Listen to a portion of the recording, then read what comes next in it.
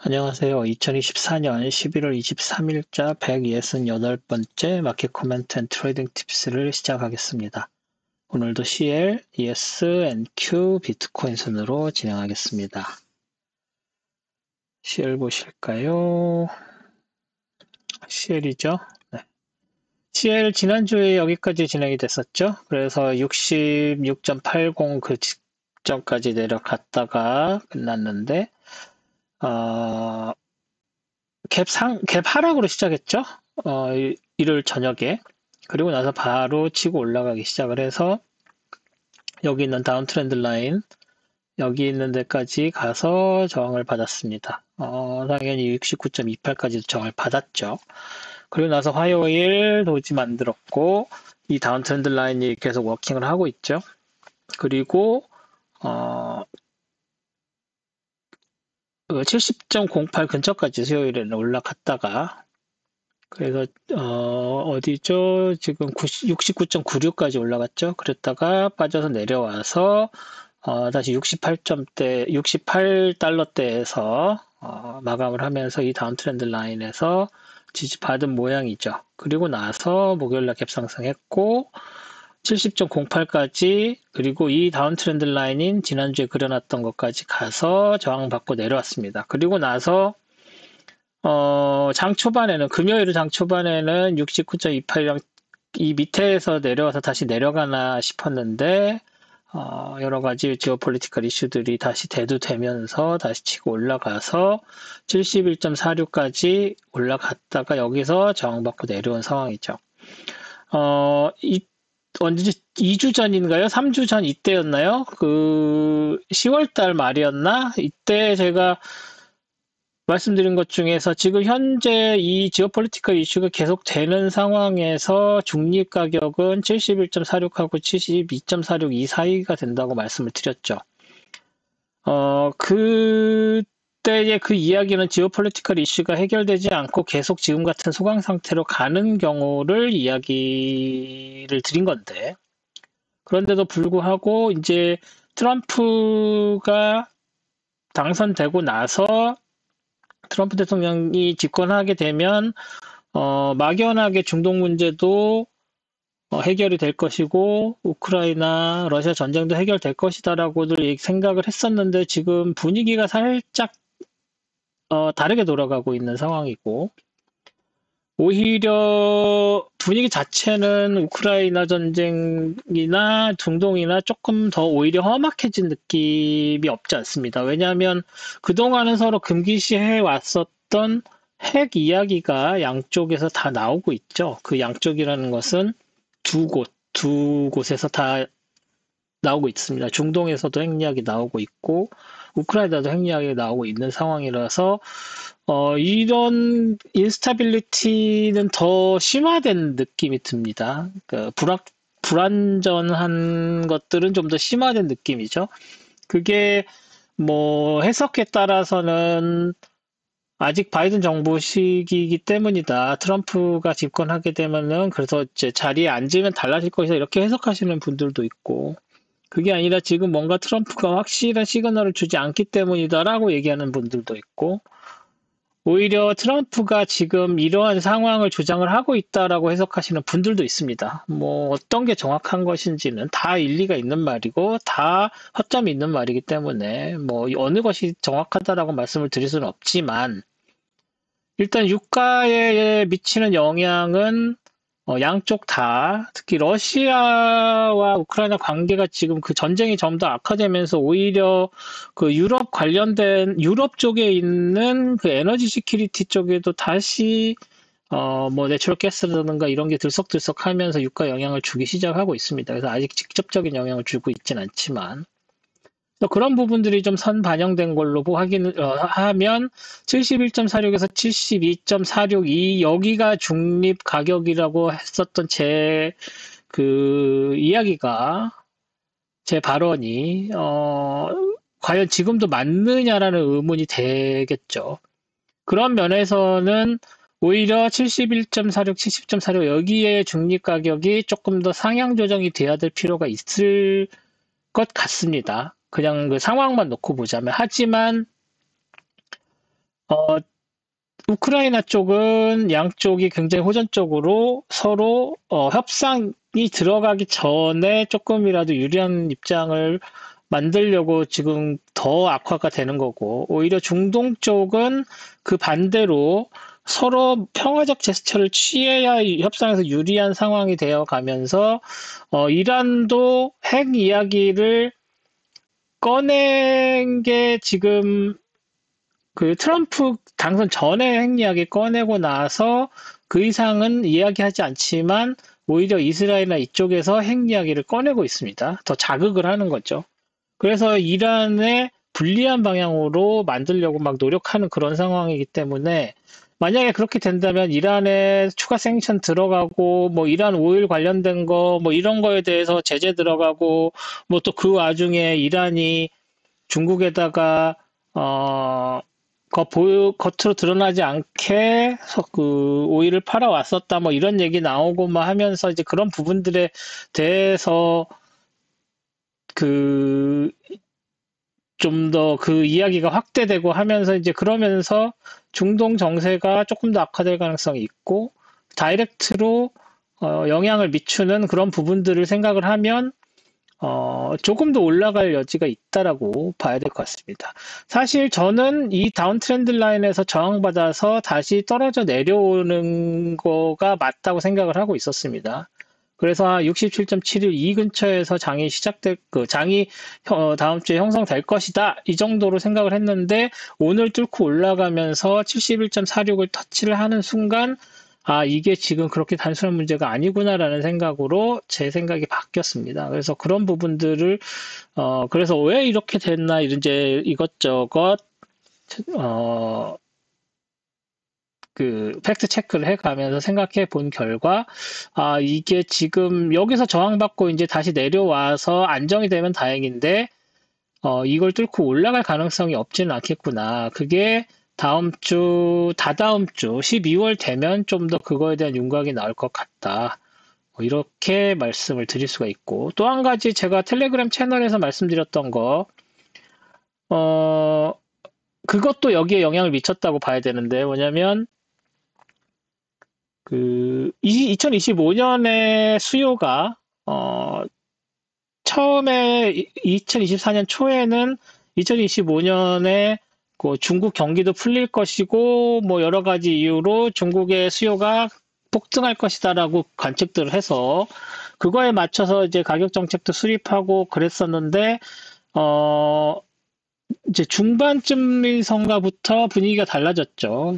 중국 경제 심각하다 뭐 이런 얘기 나오면서 이제 정부 입장에서는 중국 경제에서 부진한 부분은 쳐내고 다 살릴 수 없다라는 분위기가 되면서 수요가 빠지는 그런 쪽으로 가게 됐죠. 그래서 기존에 있었던 수요 예측을 다 수정을 하고 줄여 나가는 와중에 뜬금없이 지난주인가부터 그 사설 그러니까 무슨 EIA니 IEA니 같은 그런 공적인 곳이 아닌 사설 컨설팅 집단들이 내년 수요가 그런 기관들이 오거니제이션들이 발표한 것보다는 높을 수 있다 뭐 이런 얘기가 나오기 시작을 했어요. 근데 이제 거기에서 다분히 이제 뭐 우스갯소리로 하면 걔네들 오일 포지션 잡았나 보다 뭐 이런 식으로 치부를 해버릴 수도 있겠지만 다시 이런 얘기가 나온다는 것은 그 단순히 유가를 올리기 위한 뭐 그런 거가 아닐 수도 있겠다라는 생각을 하게 만듭니다. 아무래도 이제 이슈가 되니까 이슈에 대해서 신경을 안 쓸 수가 없는 거죠. 그래서 지금 보이는 이 70달러 밑으로 있었던 가격들에 포함되어 있는 것들 중에 수요 공급 이슈는 내년 수요가 그렇게 충분치 않을 것이다. 그래서 공급은 늘어나는데 수요가 빠진다. 예상보다. 그래서 오일 가격이 더 낮아질 가능성이 있다. 70달러 밑에서 65달러 밑으로까지 갈 수 있다. 뭐 이런 얘기까지. 지금 65달러 밑이라는 거는 지금보다 가격이 더 떨어진다는 뜻입니다. 여기서. 거의 뭐 언제죠? 2021년 뭐 여기는 수요랑 상관이 없긴 하지만 하여간 그때 가격으로 다시 내려간다는 얘기에서 65달러 밑으로 내려간다는 얘기는 오일이 굉장히 부진할 거라는 얘기인데 사실은 그렇게까지 가지는 않을 거다라고 생각을 하고 있었죠. 하지만 아래로 빠지기는커녕 오히려 수요가 더 많아지면서 가격이 상승할 가능성도 있다라는 얘기가 나오고 있는 겁니다. 그래서 지금 아니다. 그 2025년은 2024년 중반 이후에 예측이 나왔었던 대로 수요가 좀 부진할 것이다라고 하는 입장과 새로 다시 2025년에 다시 수요가 늘 가능성이 없진 않다라고 하는 쪽이 이제 서로 논쟁을 하고 있습니다. 그래서 제 개인적으로는 수요가 그렇게 확실하게 올라오기가 어렵고 특히나 중국 같은 경우에 당장 그 산업 경제 쪽에서 오일 수요가 갑자기 폭발적으로 증가할 가능성이 그렇게 높지 않다고 보고 뭐 거기에 살짝 변수들이 있는 거는 이란과 중국이 그 secretly라는 표현이 나왔으니까 비밀리에 오일 공급 계약을 맺고 서로 오일 공급을 하고 있었다.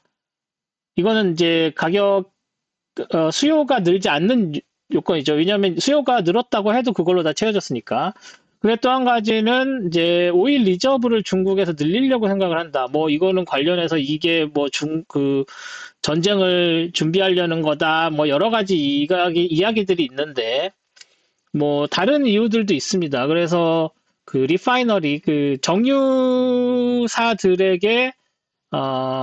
그 원유를 좀 더 안정적으로 공급하게 하려는 왜냐하면 그 정유회사들이 수익성이 나빠져서 망하고 문을 닫게 되면 향후에 에너지 정책 수립하는데 좀 문제가 있겠다 해서 그거 정유회사들 지원하는 측면으로 오일 리저브를 늘린다는 이야기가 또 지난주에 나왔거든요. 중국에서. 그래서 그런 것들을 고려하면 중국의 수요가 지금보다 폭발적으로 늘지는 않지만 살짝이라도 늘어날 가능성이 없지는 않지만 그게 뭐 2025년 수요 예측에 큰 영향을 줄 것 같지는 않다. 저는 그렇게 보고 있는 상황입니다. 그래서 새로 나온 그 수요 증가 예측은 아직은 좀 신빙성이 떨어지지 않나라고 저는 보고 있습니다. 그래서 그런 상황이고요. 그래서 그런 것들을 고려하면 지금 다시 여기에서 이렇게 오실레이트해서 아래 내려갔다가 올라갔다가 내려오고 하는 게 지금 72.46 정도까지 갔죠. 그래서 다음 주는 월화수 있고 목요일에 오전장 있고 금요일에 오전장 있고 이런 식으로 끝나는데 왜냐면 목요일 금요일이 공휴일이죠. 그런데 그 금요일에도 트레이딩이 있긴 합니다. 목요일에도 오후에 장 열리고 오전장 있고 그 크루드 오일 같은 게 그렇습니다. 이제 뭐 ESNQ도 이제 시간만 조금 다르지 해서 다음 주는 거의 장은 열려도 월화수 정도까지만 하고 기록상으로는 월화수 금요일 장만 있죠. 뭐라고 그래야 되지? 네 개밖에 없는 거죠. 지금 여기는 월화수 금 여기 돼 있네요. 목요일 없죠?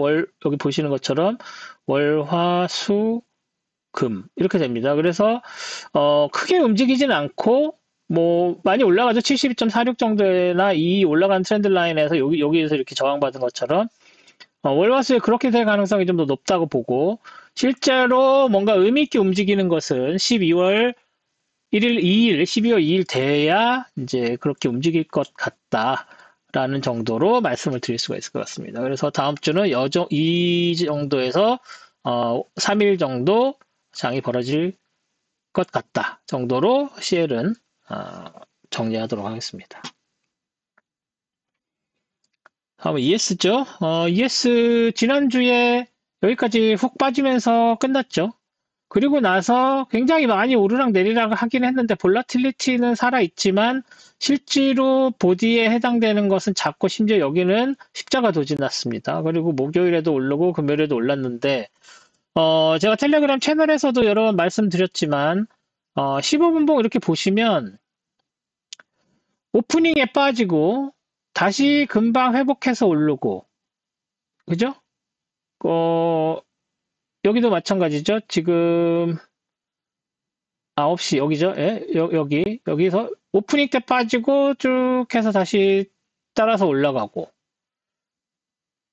여기서도 여기서는 그 전에 이제 화요일에는 이제 전에 많이 빠졌던 게 또 다시 회복해서 올라가고 그런 식으로 벌어지고 있었습니다. 그러니까 그 오프닝에 훅 빠져서 내려갔다가 다시 치고 올라가고 내려갔다가 다시 회복하고 내려갔다가 다시 회복하고 하면서 조금씩 그러니까 어떤 면에서는 이 장이 어, 펀더멘탈에 받쳐주지 못하는 그 센티멘트에 의해서 움직이는 장이다 보니까 아 펀더멘탈 안 받쳐줘 빠질 거야 하고 빠졌는데 빠졌어 여기 저가 매수 기회야 하면서 우르르 몰려들어서 다시 올리고 그렇게 가다가 오프닝 때 펀더멘탈 안 받쳐줬어 쭉 빠지니까 다시 우르르 몰려들어서 여기서 저가 매수 기회야 하고 올라가고 그런 게 지금 이런 식으로 올라가서 여기에서 이렇게 완만한 상승을 이뤄낸 거라고 봐야 될 것 같습니다. 그래서 지금 이제 금요일은 그나마 더 떨어지지 않은 상태로 중간에서 다시 기어 올라갔는데 대신 올라가서 여기에서 이제 장중에 공방을 벌이면서 내려가 하다가 이제 그 고점을 뚫지 못한 상태에서 장이 마감된 상황인데 이것만 놓고 본다면 아직은 장이 살아있다.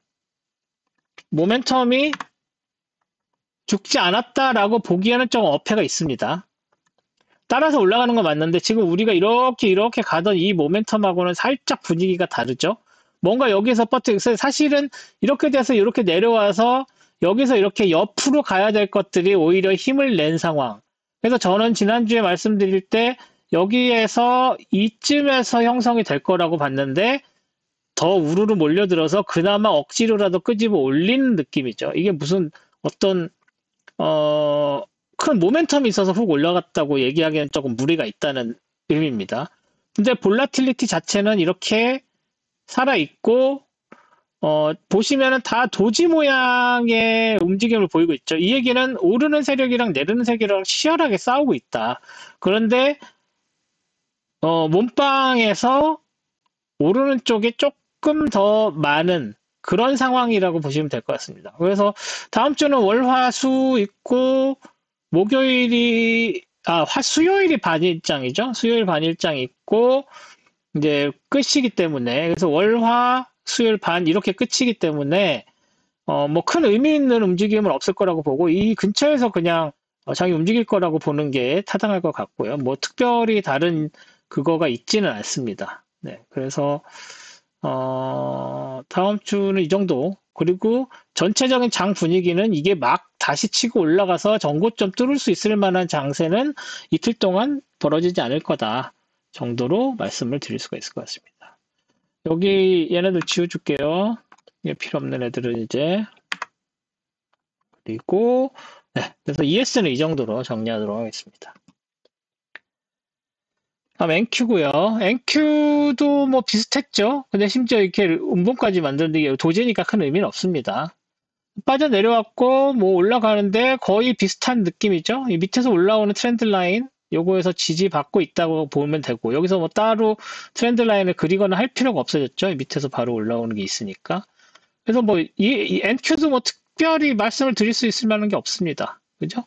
그리고 이제 한 가지는 여기 이 포인트를 여기에 닿을 수 있느냐 없느냐가 이제 포인트가 될 거고 여기서 내려오는 트렌드 라인 하나 이렇게 그려주면 어디까지 갈 것인지 가늠을 할 수가 있겠죠. 그래서 이 정도가 되고 자 여기서 이제 뚫고 올라갈 수 있느냐 없느냐가 계속 랠리를 칠 수 있느냐 없느냐를 결정한다고 보는 게 맞겠죠. 뭐 ES도 별로 다르지 않았지만 ES는 이렇게 확실한 다운 트렌드 라인을 그리는 게 없었죠. 그런데 NQ는 이게 존재한다. 그래서 이걸 보면 이 밑에서 받쳐주는 힘들도 있지만 이제 여기에서 내려올 때 살짝 정을 받고 여기에 있는 20983.75 이 레벨이 굉장히 강력한 레벨이다. 뭐 보시다시피 금요일에도 거기서부터 시작을 했고 전주 목요일에도 여기서 지지받고 올라갔었던 그런 부분들이 있기 때문에 이 레벨 다운 트렌드 라인, 요 밑에서 따라 올라가는 요 두 개의 트렌드 라인 이쯤. 그래서 월, 화, 수, 금인데 금요일에 장이 있나요? 뭐 금요일 장이 없는 걸로 알고 있었는데요. 블랙 프라이데이잖아요. 나이스 홀리데이.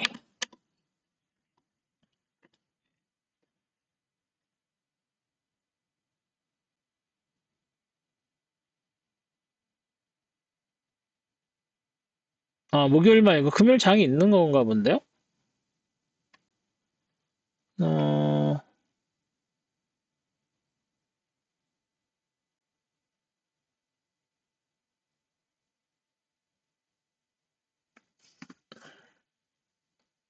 뭐 이렇게 보시면 보여드릴게요.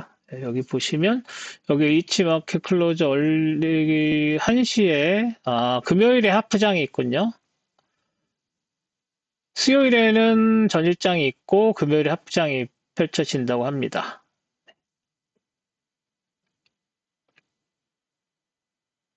2024년 이거죠. 네, 금요일 하프장이 있고 월화수만 있고 네, 그렇게 월화수 있고 금요일 하프장 이렇게 벌어진다고 합니다. 그래서 여기 보시면 월화수 금 여기죠. 그래서 월화수 여기랑 금요일에 여기에서 장이 오를 건지 내릴 건지가 이제 정해지면서 12월 달을 어떻게 시작을 할지가 결정이 된다고 보시면 될 것 같습니다.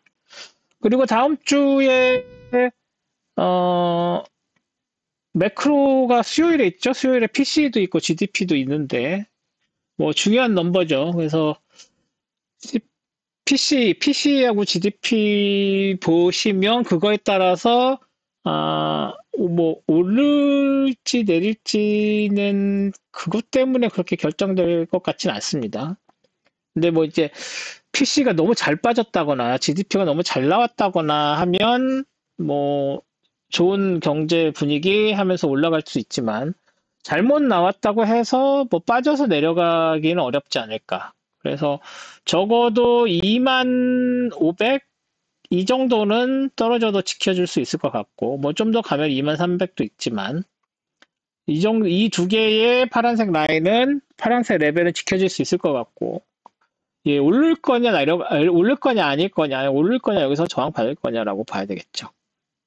그래서 이 다운트렌드 라인 아래쪽에서 장이 형성될 것이다. 다음 주 월화수는 그렇게 보시면 될 것 같습니다. 땡큐는 이렇게 정리하겠습니다.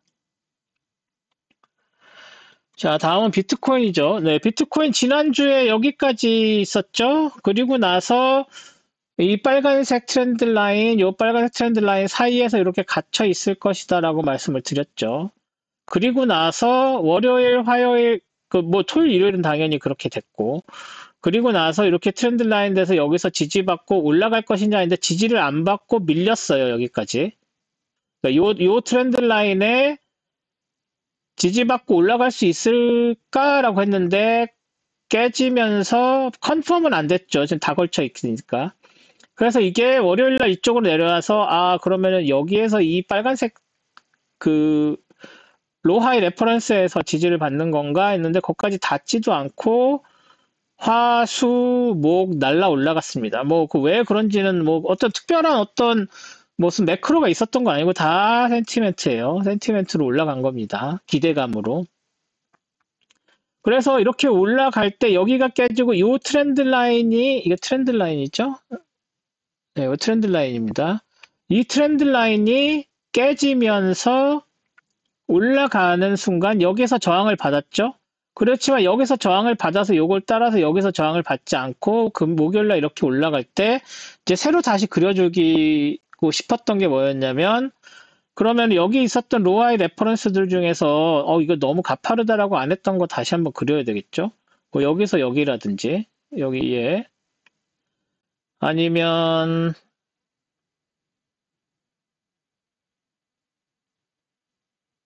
뭐가 있을까요?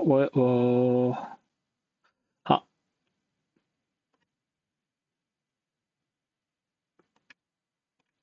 네. 제가 그려놓진 않았군요. 한번 그려봤었는데 그 올라갈 때 여기서 이렇게 올라가는 로아의 레퍼런스 라인이 있고요. 그래서 여기까지 가려면 여기까지 가는 건가라는 생각을 했었고 어, 여기서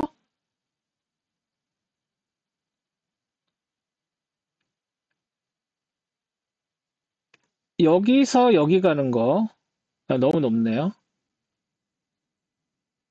그죠? 그리고 여기서 여기 가는 거 있었고 근데 이것도 너무 높고 그 다음은 얘죠? 여기서 여기 올라가는 거 아니면 여기 올라가는 거 뭐 이 정도인데 얘는 또 너무 낮죠? 네, 그래서 로얄 레퍼런스들로 할 수 있는 게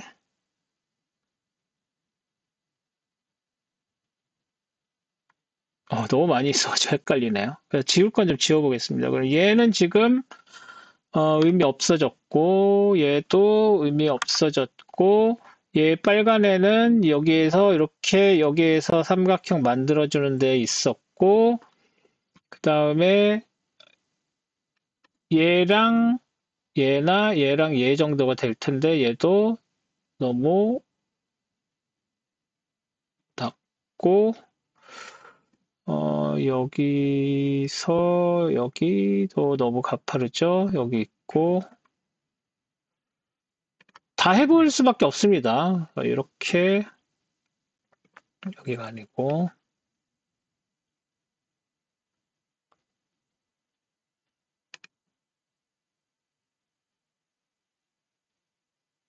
음, 하나 있었는데 어떤 건지 잊어버렸네요. 얘인가?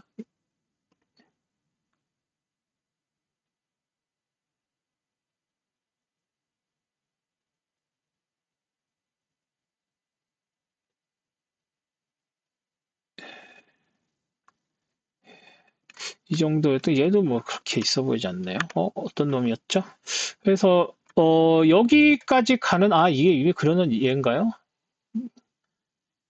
여기서 이렇게 가는 놈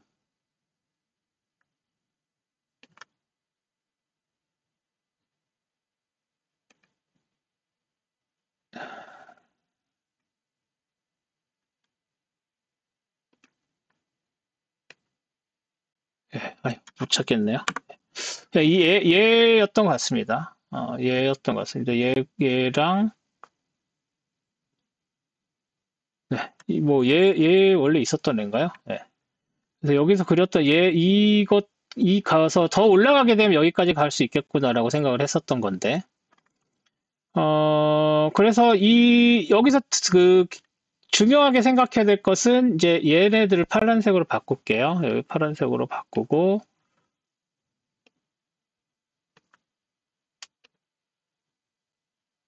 얘가 중요해졌죠? 빨간색으로. 얘가 중요해졌죠. 그래서 이걸 지금 따라서 올라가고 있는 상황이라서 만약에 이게 이제 더 위로 올라가 가지고 여기까지 간다면 여기가 저항선이 될 수 있다는 정도로 보시는 게 맞을 것 같고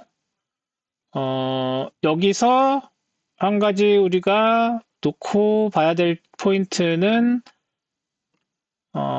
만에 해당되는 만이죠.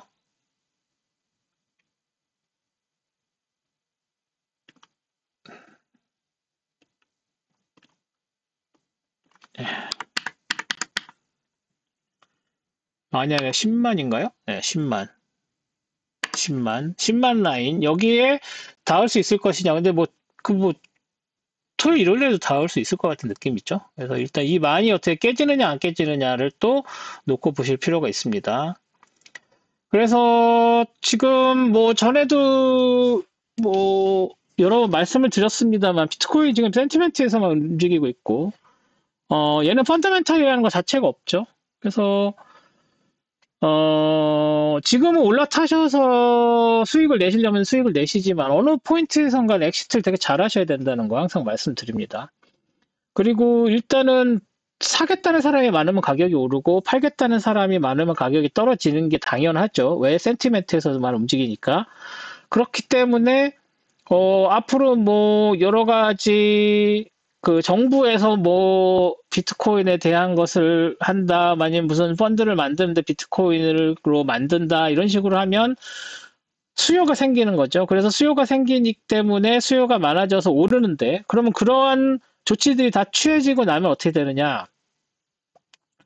지금 어, 여기에서 이렇게 내려왔었던 이유 중에 하나가 뭐였냐면, 뭐, 하나가 아니라 이 이유 중에 제일 근본적인 이유가 뭐냐면, ETF들이 막 사서 올라갔어요.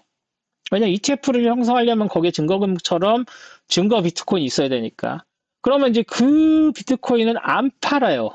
그러면 사겠다는 사람이 나타나도 안 판다고. 그러면 사겠다는 사람이 나타나면 가격이 올라야 되는데 사겠다고 해도 어차피 안 팔릴 거를 아니까, 그리고 그거를 산 사람도 더 사겠다, 더 비싼 가격에 사겠다는 사람이 나타나지 않으면 가격이 정체가 되거나 슬슬 빠지게 되는 거죠. 그게 지금 지난 3월부터 언제까지? 10월까지 있었던 일이에요. 근데 여기에서 센티멘트로, 어떤 센티멘트? 크립토 커런시의 신봉자인 사람이 돈 많은 머스크가 있고, 또 트럼프가 비트코인 관련된 규제를 다 풀겠다고 하고 막 그런 식으로, 그러면 이제 비트코인 앞으로 잘 팔리겠네 하고서 올린 거라고요. 그렇게 올린 거가 계속 올라요. 뭐 센티멘트 좋으니까 사람들이 야 비트코인 다시 오른대, 우르르르르 사서 몰려들어서 사면 더 오르겠죠. 쭉쭉쭉쭉 올라가겠죠. 그 올라가서 이 사람들이 어느 정도 가면 이제 더 이상 사겠다는 사람이 안 나타나는 어떤 포인트가 있을 거예요. 그게 지금 10,000포인트, 10만 포인트인지 20만 포인트인지 저는 알 수가 없어요. 물론 조사해 보면 뭐 대충 감은 잡을 수 있겠지만 일단 저는 관심이 없기 때문에. 그리고 이렇게까지 올라가서 어느 정도 포인트가 딱 되면 그 순간에 사람들이 이제 팔지를 않으면 가격이 안 떨어져요. 뭐 가지고만 있겠다고 그러면 뭐, 근데 이제 거기서 갑자기 급전이 필요해 뭐 이러면서 파는 사람들이 생기겠죠. 그러면 그 비슷한 가격에 조금 더 늘리려는 사람이 있을 거고, 그렇게 해서 거래가 성립이 되면 그게 조금씩 떨어지는 게 지난 3월부터 10월까지 있었던 이 일이 어떤 포인트에서 벌어지기 시작할 거라고. 그래서 그런 포인트가 이렇게 되는 게 보이면 그때는 여러분의 엑시트를 해주셔야 돼요. 계속 가지고 있을 거면 뭐 그 이후에도 뭐 이게 필요할 거야 하고서 하면 이제 계속 가지고 계시면 되긴 하는데, 뭐 그냥 나중에 유산으로 남겨주겠어 뭐 이렇게 가지고 계실 거라면 계속 가질 수 있을 텐데, 이게 더 올라서 수익을 내는 게 쉽지가 않다는 것이죠, 점점. 그래서 이제 그런 부분들을 고려를 해서, 근데 문제는 이게 그냥 그런 센티멘트로만 왕창 올랐기 때문에 어떤 포인트 갔을 때는 급락할 위험성이 있다. 그래서 그때 엑시트를 잘해야 된다는 말씀을 매주 드리고 있는 거예요. 그래서 매주 이렇게 잘 오르고 있으니까. 그러니까 매주 올라타셔서 수익을 보시되, 뭐 폭탄 돌리기처럼 어떤 포인트에서 딱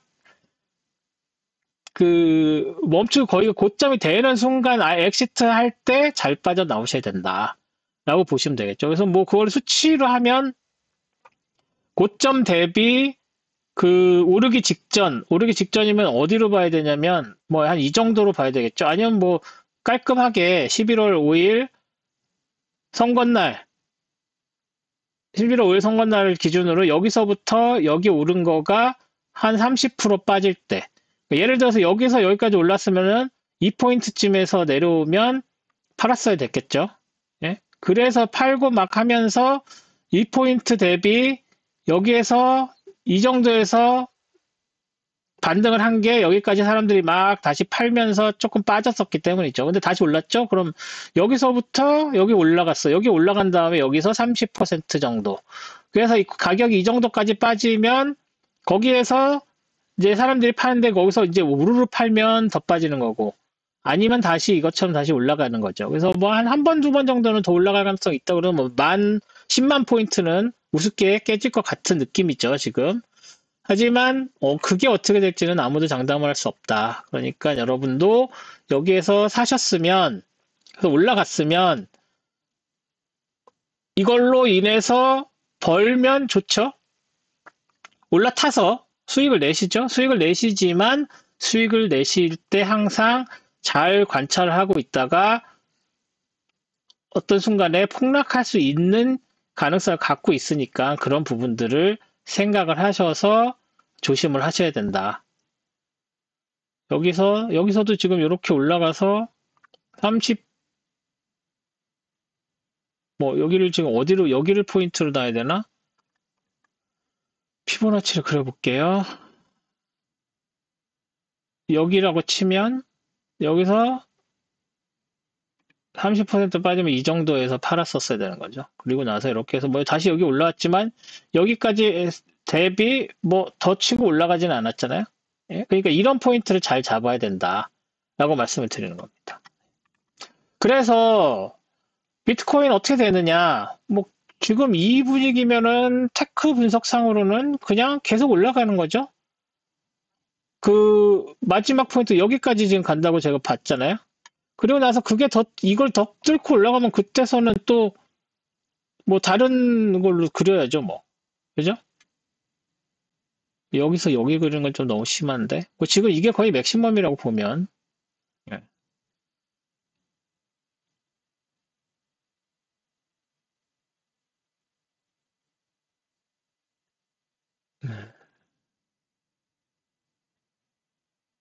포인트를 어떻게 잡아야 돼? 그래서 뭐 로하의 레퍼런스 뭐 잘 이용을 하셔서 그래서 여기까지 가면 이제 여기서 한번 정리를 하고 더 올라가면 그때 가시 조금 빠졌을 때 다시 산다던가 하는. 그래서 지금은 이 빨간색 빨간색 라인이 기준선을 돼서 그거에 대해서 이렇게 따라서 올라가고 있는 상황이니까 과연 여기 10만에서 여기서 한번 꺾어서 내려온 다음에 다시 올라갈지 아니면 꺾어서 내려와서 계속 꺾일지 그러면 여기 또 이렇게 로아의 레퍼런스 라인에 지지선이 있고 여기 또 지지선이 있고 여기 지지선 몰려 있잖아요. 여기서 또 이렇게 한다고 해도 여기서 이렇게 버티는 거지.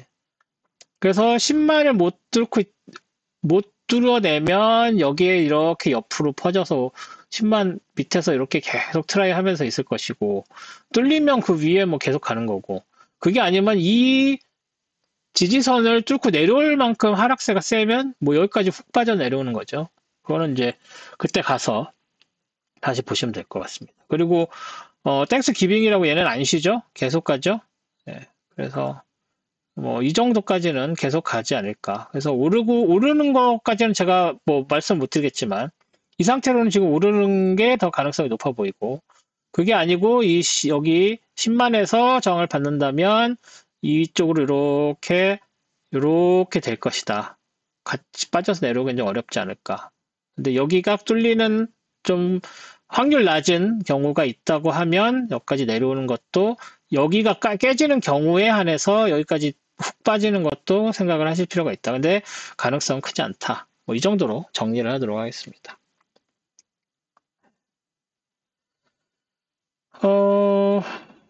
제가 오늘 좀 말이 많았죠? 뭐 어쩔 수가 없습니다. 드려야 되는 말씀이 많아서 그런 거죠. 그래서 차트 분석보다는 뭐 펀더멘탈이나 여러 가지 다른 이야기들을 많이 하게 된 좀 특이한 예, 그런 회차인데 뭐 제가 드리고 싶은 말씀 다 드렸고요. 다음 주에는 뭐 장이 좀 쉬니까 여러분들도 좀 쉬어 가셨으면 좋을 것 같고 그리고 나서 그래도 제가 토요일에 할지 아니면 그 전에 좀 땡겨서 할지 그래도 금요일장이 하프장이라도 있으니까 그리고 선물은 금요일장에 풀로 다 있죠. 금요일장도 하프장이군요. 하프장이죠. 하프장이 있으니까 좀 더 뭐 일찍 끝내고 한다든지 하긴 하겠습니다. 그래서 다음 주에는 조금 릴렉스 하시는 한 주가 됐으면 좋겠고 12월에 또 난리가 날 테니까 또 잘 대비하시는 좀 쉬어가시는 한 주가 됐으면 좋겠습니다. 그럼 저는 내일 스차트 어널리시스로 다시 찾아뵙겠습니다. 고맙습니다.